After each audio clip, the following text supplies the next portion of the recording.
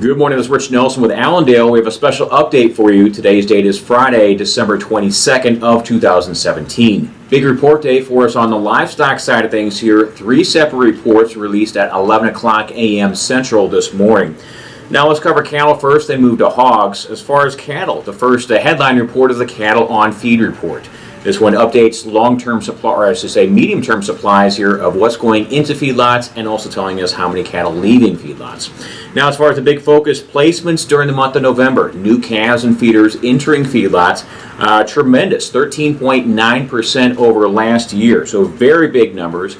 This exceeded all of the analyst estimates here, and here's what's really exciting or really interesting about this number, 13.9% over last year. This comes on top of a comparison against last year. Last year itself was 15% over its previous year. So these are some pretty big placement numbers. In fact, the largest November placement in 10 years. So this will certainly add to some tonnage issues that trade is maybe concerned about here for the summer and early fall period of 2018.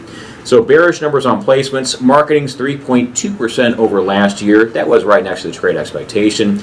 And on feed then becomes 8.1% over last year, a bit higher than the trade expectation of 6.7%. So a clearly bearish cattle on feed report today for the cattle side. Now the second report we're going to talk about will be cold storage, and we'll talk about just the beef portion of the cold storage. Beef stocks, they found only 487 million pounds of beef at the end of November. That was a bit under the trade expectation of 512.9. So this was a pretty good size drawdown during the month of November. In fact, 20 million pounds. Normally we're increasing stocks in November. November is normally stocks build month. And in fact, this is the largest drop since 1998. So very bearish cattle on feed report, slightly bullish cold storage report. Net result still negative news on the cattle end. Now as far as hogs, let's talk about this major report, the quarterly hogs and pigs report. So the nation's total hog herd 2.4% over last year, beating the trade's expectation of a 2% increase. So on this one, more hogs than expected. The breeding herd 1.5% over last year, and the expectation was only a 0.7% increase. So here's the interesting issue for us. More hogs found. On top of that, the producers are still implying that they are in expansion, maybe at a higher rate than we expected them to be. For the future months, as far as future fairings, the Feb fairings, 2.8% over last year. Trade was only talking 1.1% higher. March-May fairings, 2.3% over last year. Trade was only talking a 1.2% increase. Bottom line with this hogs and pigs report, the trade's going to have to increase its estimate of 2018 pork production by about 1%.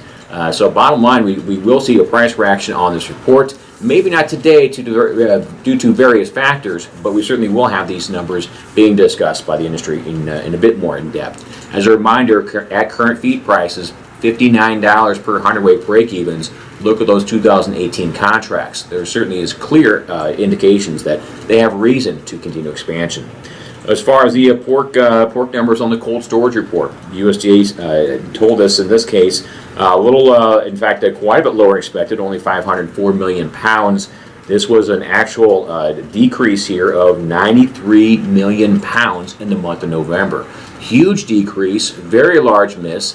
The trade expectation between ourselves and Bob Brown of Oklahoma was 550 million bushels, or excuse me, million pounds for this report.